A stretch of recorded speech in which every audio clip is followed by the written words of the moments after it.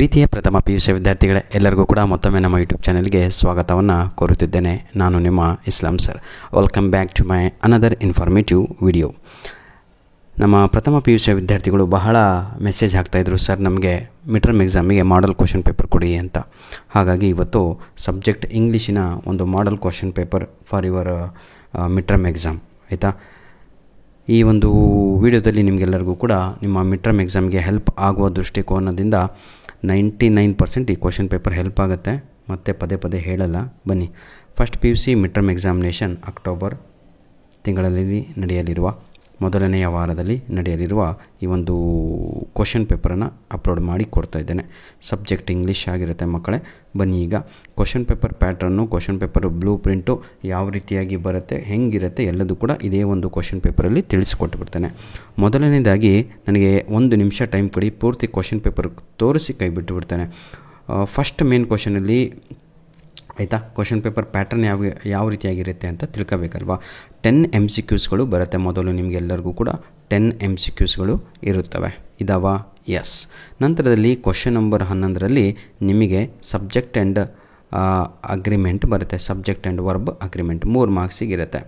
Actually ಈ ಪ್ಲೇಸಲ್ಲಿ ನಿಮಗೆ ಬೇರೆ ಕಾಲೇಜ್ಗಳಲ್ಲಿ ನನ್ನ ಪ್ರಕಾರ ನಿಮಗೆ ಆರ್ಟಿಕಲ್ಸ್ 2 ಮಾರ್ಕ್ಸಿಗೆ ಕೊಡ್ಬೋದು question number 11ರಲ್ಲಿ. Clear?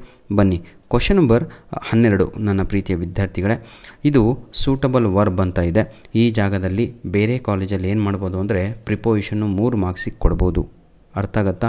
ಇವೆರಡೇ main question change ಆಗೋದು, ಬಾಕಿದೆಲ್ಲ ಸೇಮ್ ಆ್ಯಸ್ ಇಟ್ ಈಸ್ ಇರುತ್ತೆ.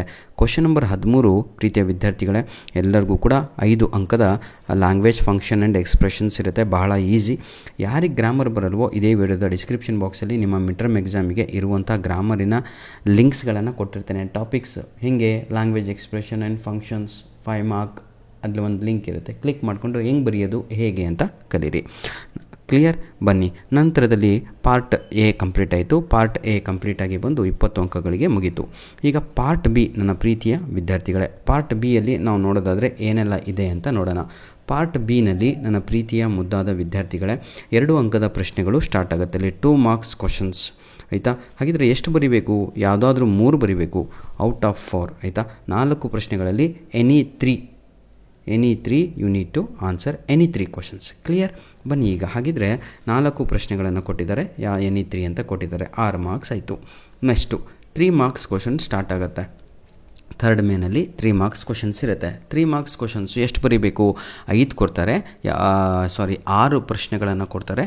6ರಲ್ಲಿ, ಆಯಿತಾ, ತಾವುಗಳು 4 ಪ್ರಶ್ನೆಗಳಿಗೆ ಉತ್ತರವನ್ನು ಬರೀಬೇಕು. 4 3s 12 ಆಗುತ್ತೆ. ಇಲ್ಲಿಗೆ 12 ಮಾರ್ಕ್ಸಿಗೆ, ಆಯಿತಾ. 3 ಅಂಕದ ಪ್ರಶ್ನೆಗಳಾಯಿತು. 6 ಮಾರ್ಕ್ಸಿಗೆ 2 ಅಂಕದ ಪ್ರಶ್ನೆಗಳಾಯಿತು. MCQಸು 10 ಆಯಿತು. ಅವ್ರು ಈ ಲಿಟ್ರೇಚರೇ ಬರೀ ಹೇಳ್ತಾ ಇರುವಂಥದ್ದು. ಬನ್ನಿ, ಈಗ ನಾವು answer any 3 of the following questions in about 100 words ಅಂತ ಇದೆ. ಇದು ಪ್ರತಿಯೊಂದು ಪ್ರಶ್ನೆಗೆ 4 ಅಂಕಗಳು ಇರುತ್ತೆ.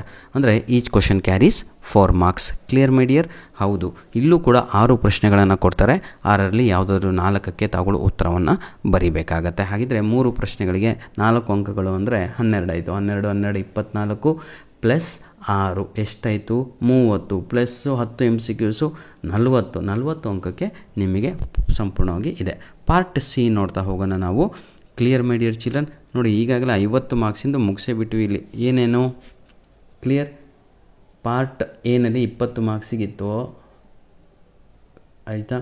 ಪಾರ್ಟ್ ಬಿ ಕೂಡ ನಿಮಗೆ 30 ಮಾರ್ಕ್ಸಿಗೆ ಆಯಿತು. ಅಲ್ಲಿಗೆ 30 + 20 50 ಮಾರ್ಕ್ಸಿಗೆ ಆಯಿತು. ಪಾರ್ಟ್ ಸಿ ಇಲ್ಲಿ 10 ಮಾರ್ಕ್ಸ್ ಅಂತ ಇದೆ.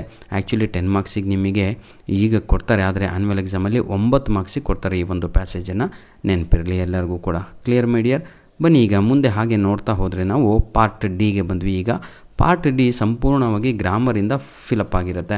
ನಾನು ನಿಮಗೆ ಯಾವಾಗಲೇ ಹೇಳಿದ್ನಲ್ವ, ಕ್ವಶನ್ ನಂಬರು 11, 12, 31, 32 ಎಕ್ಸ್ಚೇಂಜ್ ಆಗ್ಬೋದು ಅಷ್ಟೇ. ಈ 2 ಪ್ರಶ್ನೆಗಳು ಅಲ್ಲೋಗ್ಬೋದು, ಆ 2 ಪ್ರಶ್ನೆಗಳು ಇಲ್ಲಿ ಬರ್ಬೋದು.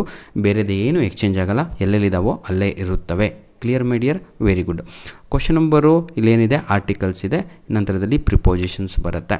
ಏನೆಲ್ಲ ಇದೆ ಅಂತ ತಿಳ್ಕೊಂಬಿಟ್ರೆ ನಿಮಗೆ ಹೆಲ್ಪ್ ಆಗುತ್ತೆ. ನಂತರದಲ್ಲಿ ಒಂದು ಕ್ವಶನ್ ಟ್ಯಾಗನ್ನು ಕೇಳಿದ್ದಾರೆ. ನಂತರದಲ್ಲಿ ಒಂದು ಡೂ ಫಾರ್ಮ್ ವರ್ಬ್ ಇದೆ, ಆಯಿತಾ. ಡೂ ಫಾರ್ಮನ್ನು ಮಾಡಿ ಅಂತ ಇದೆ. ಇನ್ನೊಂದು ಪ್ರಶ್ನೆ ಯಾವುದು? WH ಕ್ವಶನನ್ನು ಮಾಡ್ರಪ್ಪ ಅಂತ ಇದೆ. ಇದಾದ ಮೇಲೆ ನಿಮಗೆಲ್ಲರಿಗೂ ಕೂಡ ಡೈಲಾಗ್ ರೈಟಿಂಗ್ ಇದೆ. Dialogue writing 4 ಮಾರ್ಕ್ಸಿಗಿರುತ್ತೆ. ಪ್ರತಿಯೊಂದು ಜಿಲ್ಲೆ ಆಗಿರ್ಬೋದು, ಯಾವುದೇ ಡಿಸ್ಟಿಕ್ಕು, ಯಾವುದೇ ಕಾಲೇಜು, ಯಾವುದೇ ಇದಾಗಿರ್ಬೋದು, ಆಲ್ ಓವರ್ ಕರ್ನಾಟಕ ಇದೇ ಕ್ವಶನ್ ಪೇಪರ್ ಪ್ಯಾಟರ್ನು ಫಾಲೋ ಆಗುತ್ತೆ. Clear my dear? ಈಗ ಕೊನೆಯ ಭಾಗದಲ್ಲಿದ್ದೀವಿ, ಪಾರ್ಟ್ ಇ. ಇದು ಕೇವಲ ಲೆಟರ್ ರೈಟಿಂಗು ಹಾಗೂ ಒಂದು ಟೇಬಲನ್ನು ಕೊಟ್ಟಿರ್ತಾರೆ ಆಯಿತಾ. ಇದನ್ನು ನೋಡಿ ಕಾಪಿ ಮಾಡಿ ಬರೆಯುವಂಥದ್ದು ಭಾಳ ಈಸಿಯಾಗಿ ಇರುತ್ತೆ. ರೆಫರ್ ದಿ ಫಾಲೋಯಿಂಗ್ ಅಂತ. ರೆಫರ್ ದಿ ಫಾಲೋಯಿಂಗ್ ಅಂದರೆ ಕೊಟ್ಟಿರೋದನ್ನು ನೋಡಿ ತಮ್ಮ ಓದ್ಕೊಂಡು ಕೆಳಗಡೆ ಬರೆಯಲೇ ಅಂತ, ಅಷ್ಟೇ, ಭಾಳ ಈಸಿಯಾಗಿ ಇರುತ್ತೆ ಆಯಿತಾ. ನಂತರದಲ್ಲಿ ಕೊನೆಯ ಭಾಗದಲ್ಲಿ ನಿಮಗೆ ಒಂದು 5 ಮಾರ್ಕ್ಸಿಗೆ ಒಂದು ಲೆಟರ್ ರೈಟಿಂಗ್ ಇರುತ್ತೆ. ಇಲ್ಲಿಗೆ ಸಂಪೂರ್ಣವಾಗಿ ಆಯಿತಾ ನಿಮ್ಮ ಒಂದು ಕ್ವಶನ್ ಪೇಪರು ಕಂಪ್ಲೀಟ್ ಆಗುತ್ತೆ. ಈ ರೀತಿಯಾಗಿ 80 ಮಾರ್ಕ್ಸಿಗೆ ತಾವುಗಳು ಮಿಡ್ ಟರ್ಮ್ ಎಕ್ಸಾಮಲ್ಲಿ ಕ್ವಶನ್ ಪೇಪರನ್ನು ಬರೀಬೇಕಾಗಿರುತ್ತೆ. ಧನ್ಯವಾದಗಳು. ನಿಮ್ಮ ಪ್ರೀತಿ ವಿಶ್ವಾಸ ಸದಾ ನಮ್ಮ ಜೊತೆ ಹೀಗಿರಲಿ.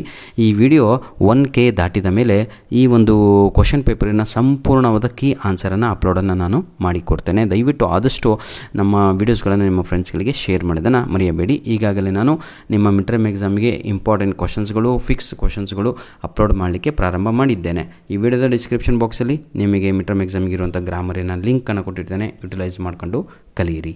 ಧನ್ಯವಾದಗಳು. ದಯವಿಟ್ಟು ಒಂದು ಲೈಕ್, ಒಂದು ಕಮೆಂಟು ಮಾಡೋದನ್ನು ಮರೆಯಬೇಡಿ sir. God bless you all.